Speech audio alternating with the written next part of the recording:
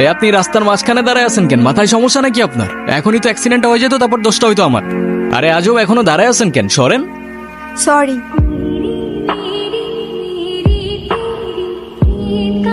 নাম কি? নূপুর।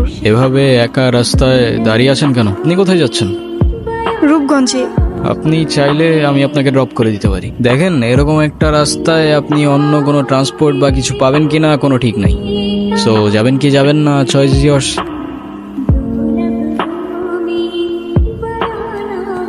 ফাঁকা রাস্তা, একা একটা মেয়ে মানুষ, তার উপরে আবার বিয়ের সাজে, রিস্ক তো আছে বস। আপনি মনে হয় একটু বেশি কথা বলেন না? আজকাল কারো উপকার করতে গেলেও দোষ হয়। আপনাকে ধন্যবাদ বলে ছোট করব।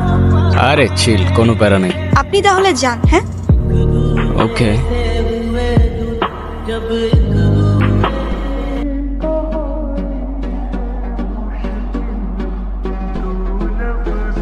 আসসালামু আলাইকুম, কেমন আছেন আপনারা? আমি কয় জানি দেখছি, বুঝছেন?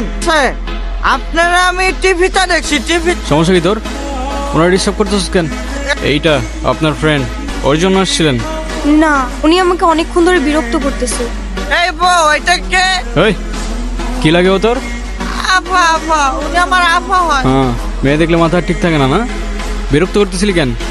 বিরক্ত নয় তো গুরু, আমি ওনাকে প্রোটেকশন দিচ্ছি। এলাকা তো ভালো না, মাল করে ভরা। তোর প্রোটেকশন দেওয়া লাগবে না, যা তুই যা, ফোট। আপনি আবার এদিকে একা একা চলে আসছেন কেন? আপনার ফ্রেন্ড আসে নাই? আপনিও কি ফলো করতেছেন আমাকে? হ্যাঁ, আমিও ফলো করতেছি আপনাকে। নেন। আসলে আমার একদমই খেয়াল ছিল না। আপনার গাড়িতে ফেলে আসছিলাম না? Yes ma'am. আর আমাকে ডাউট করার জন্য শুক্রিয়া। আল্লাহ। একটা কল করা যাবে? হ্যাঁ। হ্যালো, আমি নূপুর। ও, তোমার নাম্বার কি হয়েছে? বাসায় ফেলে আসছি। আমি তো রূপগঞ্জে, তুমি কোথায়? কিন্তু আমি তো রূপগঞ্জ নাই এখন। তোমাকে না কালকে বললাম আমি রূপগঞ্জে আসতেছি। সরি সরি, তুমি এক কাজ করো, শ্যামপুর স্টেশনে আসো, ওইখান থেকে আমরা একসাথে পালাই যাবো। আচ্ছা ঠিক আছে। কি হয়েছে? কোনো সমস্যা? আপনি কি আমাকে একটু শ্যামপুর স্টেশনে পৌঁছে দিতে পারবেন? চলেন।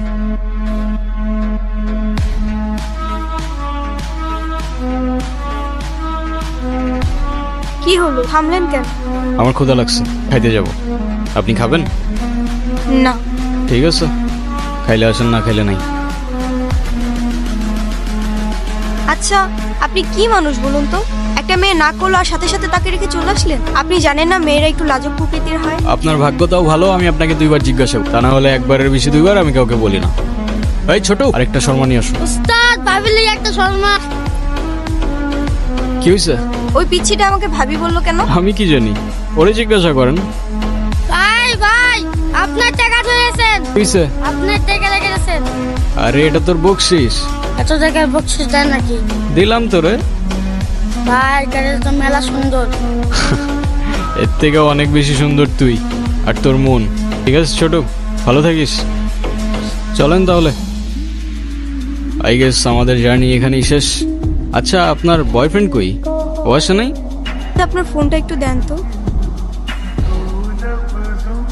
হ্যালো, কি হয়েছে, তুমি কল ধরতেছো না কেন? আমি স্টেশনে এসে দাঁড়ায় আছি, তুমি কই? তুমি চলে আসছো। আসলে একটা প্রবলেম হয়ে গেছে, বুঝছো? প্রবলেম মানে? ও, বাসায় সব জানাইছি। তো আম্মু বলতেছে যে মেয়ের বাপ মায়ের পরিচয়টাই নাই, সেই মেয়ের আমি ঘরে তুলবো। আমার আসলে কিছু করার নাই, আমি আমার ফ্যামিলির কথার বাইরে যাইতে পারবো না।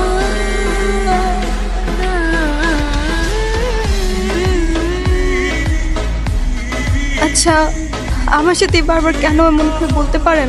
সে যেহেতু আসে নাই, আপনি বাসায় ফিরে যান। না, আমি আর ওই বাসায় ফিরতে পারবো না। মা বাবা হারানোর পর আমি আমার মামা বাড়িতেই বড় হই। মা বাবা কখনোই বুঝে ওঠার বাবা মার ভালোবাসাটা খুঁজে পাবে। তো খারাপ আছিস কে? টাকাটা দে। দেরি।